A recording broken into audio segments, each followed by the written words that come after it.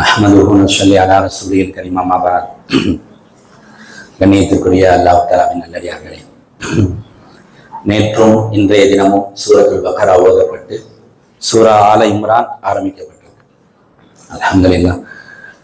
இன்று ஓதிய சூரா விஷயங்கள்ல 17வது ரக்காத்துல அல்லாஹ் தஆலா சூரத்துல் பக்ரால ஒரு பெரிய ஆயத்து, குர்ஆன்ல இருக்கிற ஆயத்திலேயே பெரிய ஆயத்து அப்படின்னு பார்த்தா இந்த ஆயத்து தான். கிட்டத்தட்ட 15 வரிகளை கொண்ட ஆயத்து அது.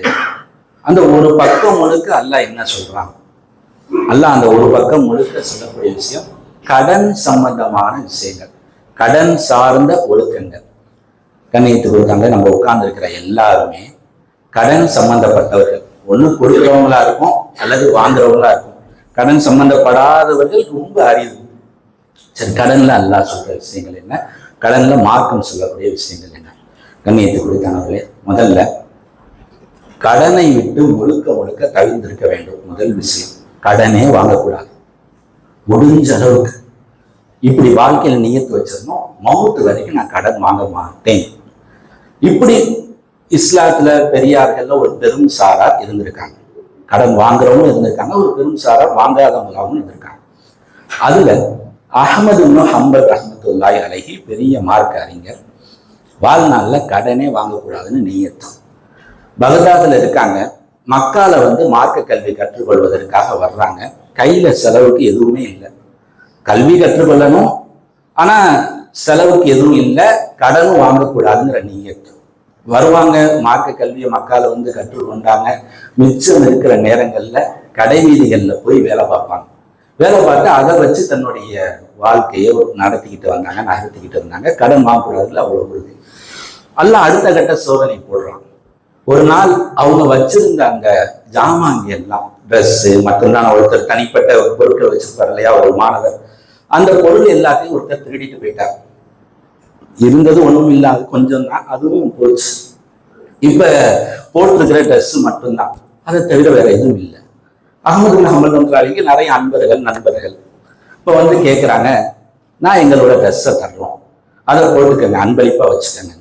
இவங்க மறுத்துட்டாங்க. அன்பளிப்பா எனக்கு வேணாம், கடனே வாங்காதவங்க அன்பளிப்பா வேண்டாம்னு மறுத்துட்டாங்க. சரி, கடனா தர்றோம்ப்பா, நீ அப்புறமா சம்பாதிச்சுன்னா எப்பயாவது எங்களுக்கு திரும்பி கொடுப்பா, கடனாவது தர்றோம்ப்பா, எடுத்துக்கப்பா, வாங்கிக்கப்பா. மறுத்துட்டாங்க. அப்புறம் நண்பர்கள் வற்புறுத்துறாங்க. கடைசியா ஒரு சொன்னாங்க, அப்போ ஒன்று செய்யலாம், எனக்கு தெரிஞ்ச மார்க்க கல்வியை நான் அவங்களுக்கு கற்றுத்தர்றேன், அதுக்கு கூலியா உங்களால முடிஞ்சதை கொடுங்க அப்படின்னு சொல்லிட்டு மார்க்க கல்வியினுடைய சில விஷயங்களை கற்றுக் கொடுத்தாங்க. அதுக்கு கூலியா நம்ம நண்பர்கள் ஆடைகளை கொடுத்தாங்க. அதுக்கப்புறம் வாங்கிக்கிட்டாங்க. ஆக முதல்ல நம்ம இப்படி நியத்து வைக்கணும், கடனே வாங்கக்கூடாது, முதல் கட்டம்.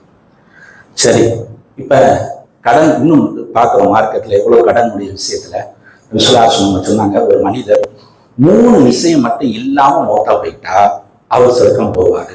3 விஷயம் இருக்கக்கூடாதுங்க. எப்படி வாழ்றோங்கிறது ஒண்ணு, இபாதத் எவ்வளவு இருக்குங்கிறது ஒண்ணு, அது எவ்வளவு அழகா இருக்குங்கிறது ஒண்ணு.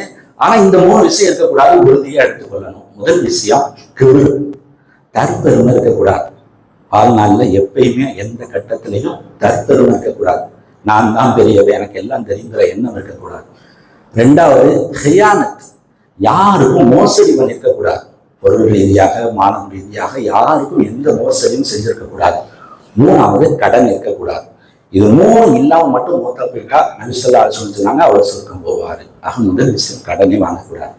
சரி, அப்படியே கடன் வாங்கினாலும் யாரெல்லாம் எப்படியாவது நான் அந்த கடனை நிறைவேற்றிடுவேங்கிற உறுதியோட வாங்கணும். கடன் வாங்குவோம், பார்த்து கொடுத்துக்கலாம். இது மோசமான வார்த்தை. பார்த்து கொடுத்துக்கலாம், பார்த்து செஞ்சுக்கலாம். இல்லை, கடன் வாங்குவேன், சத்தியமா கொடுப்பேன் அப்படிங்கிற உறுதியோட வாங்கணும். அப்படி வாங்கினா அல்லாஹ் உதவி செய்வான். சஹாபாக்கள்ல பார்க்கிறோம்.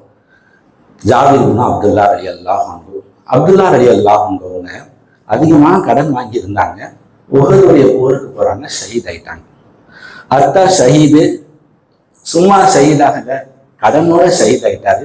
எல்லா சுமையும் சின்ன வயசுல இருக்கிற ஜாபிர் ரலியல்லாஹு அன்ஹு மேல விழுகுது. ஜாபிர் ரலியல்லாஹு அன்ஹு ஒரு சின்ன தோட்டம் தான் இருக்கு. இந்த அப்துல்லா ரலியல்லாஹு அன்ஹு இருக்கக்கூடிய கடன்கள்ல ஒரு கடன் 60 வசக்கு. ஒரு 60 வசக்குங்கிறது அரபுகள் பயன்படுத்தக்கூடிய ஒரு அளவீடு. ஒரு பெரிய அளவுல 60 வசக்கு பேரிச்சம்பழத்தை ஒரு யூதர்கிட்ட கடனா வாங்கி வச்சுட்டு அத்தா மௌத்தா போயிருக்காரு. ஒரு கட்டத்துல யூதர் வர்றாரு, கடனை திரும்பி கொடுன்னு கேட்கிறாரு. கடனை திரும்பி கொடுக்க முடியல. அப்ப நேரா இந்த ஜாபிர் ரலியல்லாஹு நபி அவங்கள்ட்ட அழைச்சிட்டு போய் நபி அவங்களுடைய சிபாரிசுக்காக கூட்டிட்டு போறாங்க. நபி ஸல்லல்லாஹு அலைஹி வஸல்லம் போறாங்க. நபி ஸல்லல்லாஹு அலைஹி வஸல்லம் பேசுறாங்க. அந்த யூதர் ஒத்து வர்ற மாதிரி தெரியல, ஒரு கவனைக்கு ஒத்து வரல. இப்ப நபி ஸல்லல்லாஹு அலைஹி வஸல்லம் சொன்னாங்க, உங்களுடைய தோட்டம் இருக்குங்கிறீங்கள, ஒரு சின்ன தோட்டம் இருக்கு ஜாபிர் ரலியல்லாஹுட்ட, அதன் மூலமாக சின்ன வருவாய், அதை வச்சுதான் இப்ப வாழ்க்கை போகுது. உங்களுடைய தோட்டம் இருக்குங்கிறீங்கல்ல, அந்த தோட்டத்துக்கு என்னை கூட்டிட்டு போங்க அப்படின்னாங்க.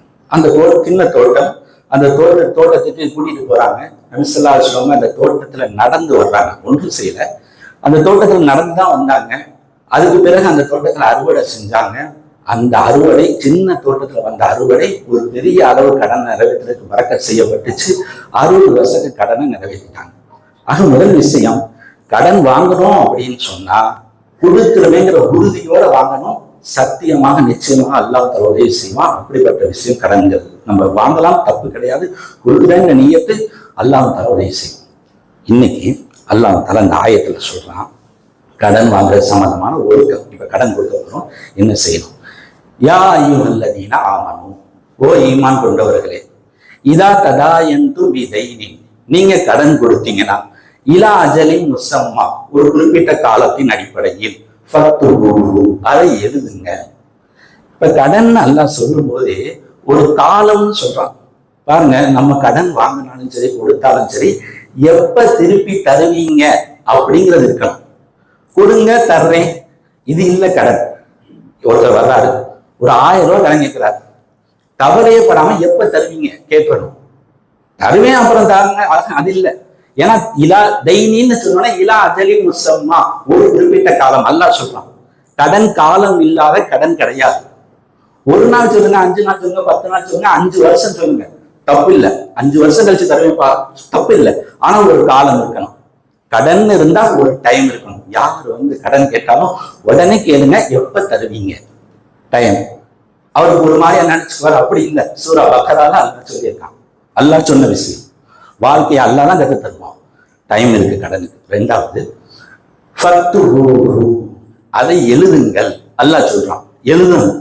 கடன் எவ்வளவு வாங்கினாலும் சரி, எவ்வளவு அண்ணனா இருந்தாலும் சரி, தம்பியா இருந்தாலும் சரி, கடன் கேட்டுட்டா டைம் கேளுங்க. வாப்பா எழுதிக்குவோம், பத்திரம் இல்லை, ஒரு பேப்பர் எடுங்க, இந்த தேதியில இவ்வளவு ரூபாய் கடன் கொடுத்துருக்கேன், இதை எழுதிக்கணும். அடுத்து அல்லாஹ் சொல்றான், 2 சாட்சியையும் வச்சுக்கங்க. 2 சாட்சியை வச்சுக்கங்க. யாரும் 2 பேரை கூப்பிட்டு, அவங்க வக்கீல் கிடையாது, கடனை தரலன்னா அவங்க தரணுங்கிறது கிடையாது. இன்னார்ட்ட கடன் வாங்கினாரு எனக்கு தெரியும், அவ்வளவுதான். அவங்க பொறுப்பு தானே இல்லை. அப்ப 2 சாட்சியை ஏற்படுத்திக்கங்க.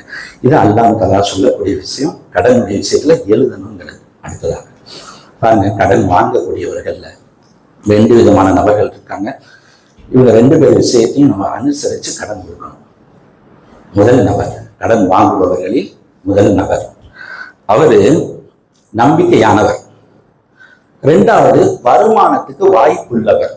இன்னைக்கு எவ்வளவு கொடுத்தாலும் திருப்பி கொடுக்கிற அளவுக்கு சம்பாத்தியத்துல இருக்கார். நம்பிக்கையானவர். இவருக்கு எவ்வளவு நாளும் கடன் கொடுக்கலாம், நம்மளுடைய சேமிப்புல இருந்து கொடுக்கலாம். ஏன்னா 2 விஷயம் இருக்கு. வருமானத்துக்கு வாய்ப்பும் இருக்கு, அதை கொடுக்கிற அளவுக்கு அவர்கிட்ட நம்பிக்கையானவர். ரோசப்படுவார். நம்மளை பார்க்கும் போதெல்லாம் இவர்கிட்ட கடன் வாங்கிட்டேனே கொடுக்கணுமே, இவர்கிட்ட கடன் வாங்கிட்டேனே கொடுக்கணுமே, இப்படியே யோசிப்பார். அவ்வளவு ரோசம் உள்ள ஒரு மனிதர் நம்மள்கிட்ட கடன் கேட்டா, வருமானத்துக்கு வாய்ப்பு இருந்தா அவருக்கு தாராளமா கொடுக்கலாங்க, பிரச்சனை இல்லை. 2வது நபர், வருமானத்துக்கு வாய்ப்பு கம்மியா இருக்கிறவர். அவரு நம்பிக்கையிலையும் கொஞ்சம் கம்மி தான். ஒரு 50% தான் அவருக்கு போட முடியும். நம்பிக்கையாளர் அப்படிங்கிறதுல 50% தான் போட முடியும். இவர் கடன் கேட்கிறார். இப்ப என்னங்க செய்யறது? ஒரு சின்ன வசூல் விளைக்கங்க, ஒரு சின்ன ஃபார்முலா விளைக்கங்க. நம்மளுடைய ஒரு மாசத்தின் சம்பளத்தில் வருமானத்தில் 10% இவருக்கு கடன் கொடுக்கலாம். நம்பிக்கையில கம்மியா இருக்காரு, வருமானத்துல கம்மியா இருக்கிறவரு, இவருக்கு எவ்வளவு கடன் கொடுக்கலாம்? நம்மளுடைய ஒரு மாத வருமானத்தில் 10%. மாசம் 15,000 சம்பாதிக்கிறேன் அப்படின்னா இந்த மாதிரி ஆள் கடன் கேட்டா எவ்வளவுதான் கொடுக்கணும்? 1,500 ரூபாய் தான் கொடுக்கணும். அவர் 3,000 கேட்டாலும் நான் எவ்வளவு கொடுக்கணும்? 1,500. ஏன்? நம்பிக்கையும் இல்லை, வருமானத்துக்கு வாய்ப்பும் இல்லை. என்